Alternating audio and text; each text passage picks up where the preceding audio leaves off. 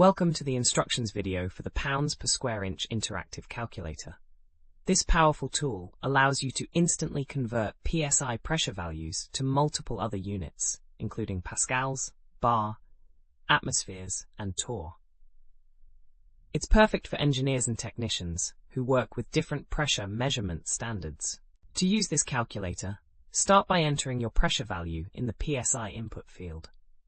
For this example, let's enter 50 psi, which is a common tire pressure value.